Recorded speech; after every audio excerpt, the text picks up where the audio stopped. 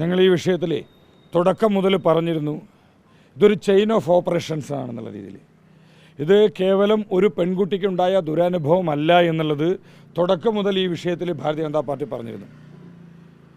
ഏതാണ്ട് ഷാഫി പറമ്പിൽ യൂത്ത് കോൺഗ്രസിൻ്റെ സംസ്ഥാന അധ്യക്ഷനായിരിക്കുന്ന കാലഘട്ടം എന്ന് പറയുന്നത് 2 വർഷങ്ങൾക്ക് മുന്നേ ഉള്ള കാലഘട്ടമാണ്. ഈ 2-2.5 വർഷങ്ങൾക്ക് മുന്നേ യൂത്ത് കോൺഗ്രസിൻ്റെ തന്നെ സംസ്ഥാന ഭാരവാഹിയായിരുന്നു ഷഹനാസ്. അവർ ഷാഫി പറമ്പിലിനോട് പരാതി പറഞ്ഞിട്ടുള്ളത് ഇന്നലെ മാധ്യമങ്ങളിൽ ഉൾപ്പെടെ വന്നു. ഞങ്ങളുടെ അന്വേഷണത്തിലും ബോധ്യപ്പെട്ടത് ഷാഫി പറമ്പിലിനോട് അവർ പരാതിയായിട്ട് പറഞ്ഞിട്ടുള്ളത്, രാഹുൽ മാങ്കൂട്ടത്തിലിനെ പോലുള്ള ഒരാളെ യാതൊരുവിധ കാരണവശാലും പാർട്ടിയുടെ ഭാരവാഹിയായിട്ട് പ്രൊമോട്ട് ചെയ്ത് കൊണ്ടുവരരുത്. നിരവധിയായ പെൺകുട്ടികൾക്ക് ഈ പാർട്ടിയിൽ പ്രവർത്തിക്കുന്നതിന് ഭയമുണ്ട്. ധാരാളം പെൺകുട്ടികളോട് രാഹുൽ മിസ്ബിഹേവ് ചെയ്തിട്ടുണ്ട് എന്നത് വ്യക്തമായി അന്നത്തെ യൂത്ത് കോൺഗ്രസിൻ്റെ സംസ്ഥാന അധ്യക്ഷനായിരുന്ന ഷാഫി പറമ്പിലിനോട് അന്നത്തെ സംസ്ഥാന ഭാരവാഹിയായിരുന്ന ഷഹനാസ് പറഞ്ഞിട്ടുണ്ട്.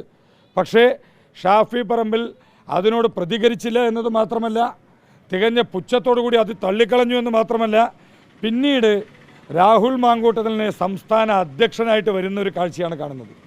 അപ്പോൾ ഷാഫിയോട് യൂത്ത് കോൺഗ്രസിൻ്റെ തന്നെ ഒരു ഭാരവാഹി പറയുകയാണ്, കോൺഗ്രസിൻ്റെ ഒരു നേതാവ് പറയുകയാണ്, രാഹുൽ മാങ്കൂട്ടത്തിൽ നിരവധി പെൺകുട്ടികളോട് ഇത്തരത്തിൽ മിസ്ബിഹേവ് ചെയ്തിട്ടുണ്ട്, അദ്ദേഹത്തെ സംഘടനയിൽ ഉൾക്കൊള്ളിക്കാൻ സാധിക്കില്ല എന്ന് പറയുന്ന സമയത്ത് അദ്ദേഹത്തെ യൂത്ത് കോൺഗ്രസിൻ്റെ സംസ്ഥാന അധ്യക്ഷനാക്കുകയും പാലക്കാട് നിയമസഭാ സ്ഥാനാർത്ഥിയാക്കുകയും ചെയ്യുകയാണ്. ഇപ്പോൾ ഈ കഴിഞ്ഞ ദിവസം രാഹുലിനെതിരെ പെൺകുട്ടികൾ പരാതിയുമായി വന്ന സമയത്ത് ഇതേ വ്യക്തി ഷാഫി പറമ്പിലിനോട് ചോദിക്കുകയാണ്, എന്താണ് ഞാൻ അന്ന് പറഞ്ഞതെല്ലാം ഇപ്പോൾ ബോധ്യമായില്ല എന്ന് ചോദിക്കുന്ന സമയത്ത് തിരിച്ച് ഷാഫി ഒരു മറുപടി, ഒരു സങ്കട സ്മൈലി, ഒരു ഇമോജി അയച്ചു കൊടുക്കണം അവർക്ക് വാട്സപ്പിൽ. അപ്പോൾ ഇതിനകത്ത് ഷാഫി പറമ്പിലിന് വ്യക്തമായ ബോധ്യമുണ്ടായിരുന്നു, ഇത്തരത്തിൽ ഒരു ലൈംഗിക ദാരിദ്ര്യം പിടിച്ചൊരു വ്യക്തിയാണ് രാഹുൽ മാങ്കൂട്ടത്തിൽ എന്നുള്ളത്, ഒരു സൈക്കോപാത്താണ് എന്നുള്ളത് അറിഞ്ഞുകൊണ്ടും ഇത്തരത്തിൽ അദ്ദേഹത്തെ യൂത്ത് കോൺഗ്രസിൻ്റെ സംസ്ഥാന അധ്യക്ഷനായും പാലക്കാട് നിയമസഭാ സ്ഥാനാർത്ഥിയായും കോൺഗ്രസ് നേതൃത്വം മുന്നോട്ട് കൊണ്ടുവന്നിട്ടുള്ളത് ഷാഫി പറമ്പിലിൻ്റെ വ്യക്തമായ അറിവോടുകൂടിയാണ്. അപ്പോൾ രാഹുലിനെ പിന്തുണച്ച് നിന്നിട്ടുള്ളത് ഷാഫി പറമ്പിൽ തന്നെയാണ് എന്നുള്ളത് വ്യക്തമായി വന്നിരിക്കുകയാണ്. ഇനി മറ്റൊരു കാര്യം കൂടെ നമ്മൾ മനസ്സിലാക്കേണ്ടതായിട്ടുണ്ട്.